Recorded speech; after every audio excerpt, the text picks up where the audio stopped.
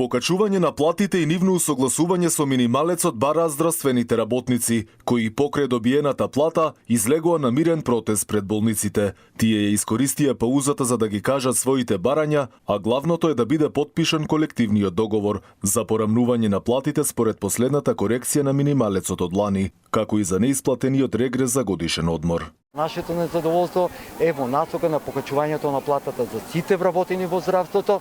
Се надеваме дека анексот кој веќе го имаме подготвено, заедно со Министерството за здравство и Фондот за здравствено осигурување, ќе го стигне до надлежните органи, тоест и до Министерството за труд и социјална политика, како и до Министерството за финанси. Здравствените работници бараат во иднина зголемување на платите и исплата без доцнење, како што беше случајот со јануарската плата. Очекувавме покачување на платата по 10% како што беше ветено од Возлејачката партија.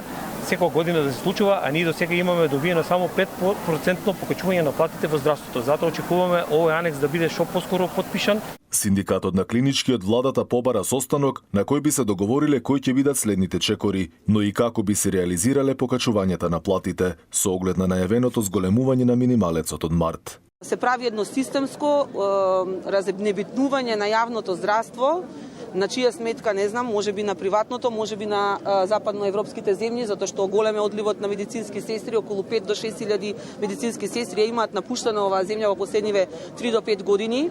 Согласно податоците од Комората на лекари, 2200 доктори во последните 3 години ја напуштиле државата, па така сопствената земја свесно си го брка населението. Трендот е се уште зголемен и уште многу ќе одат во странските држави, со тоа што нашите центри остануваат празни.